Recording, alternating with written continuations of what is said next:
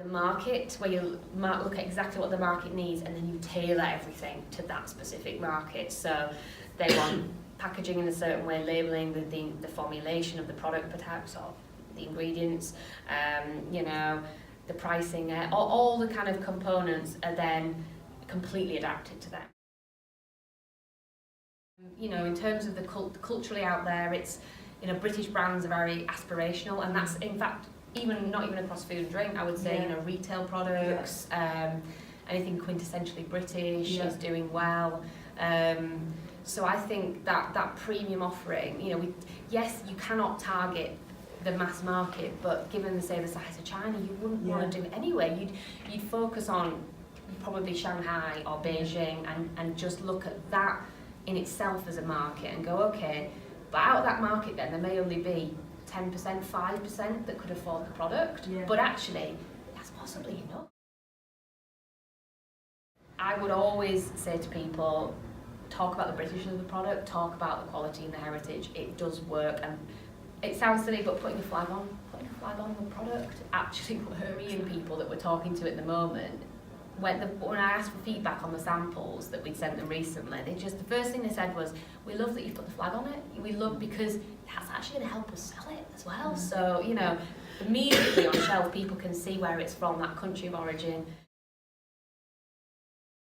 Pricing is another area that I see a lot of people kind of not sure about what to offer. Again, there's an element of feeding into what the market pricing is and what the market tolerances are, but there's also an aspect of you thinking through what currency you're going to deal in. Are you going to stick with one, and that's what we offer. And once you've stuck with one with the customer, I would always say stick with it, because they might try and say, how can we do euros then? We've sold in pounds, whatever's favourable to them. No, stick with one. And then your incoterms, so, you know, in terms of how you sell it out, do you say, come and pick it up from our warehouse on an X works basis, I don't want to, you know, you handle that responsibility and that kind of, I guess, risk, or would you be willing to look at helping with some transport costs or helping with some of that, but needing to factor that into what the cost is going to be that you're offering them, or as a separate cost? But a lot of people might want you to try and factor it into the price you give, but if you don't do that and you just give them a price without transport, you know, you can eat into your margin quite quickly. So if you're not sure, I'd say start with X Works, and just then if afterwards they want to know a bit more about what the cost of, a lot of them will say, I want to know the landed cost, for them to figure out if it's a good business opportunity. If you're working through intermediaries, they'll want to know, well, what's it going to cost me to get the product here? And then from there I can calculate the duty, the margin I need, and then look at if I can make the money on it, because ultimately the distributors are business people. You know, it's looking at it commercially and saying, can I make money off this? I might like the product, but it's a business opportunity. Is it viable for me or not?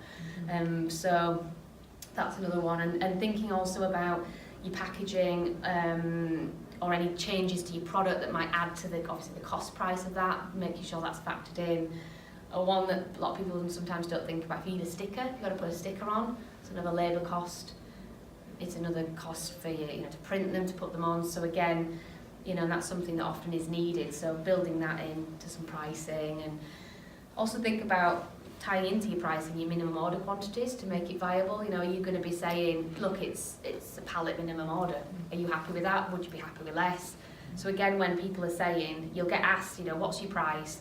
What's your minimum order quantity? What's this? What's that? You need to kind of have clarity in your mind on that as well.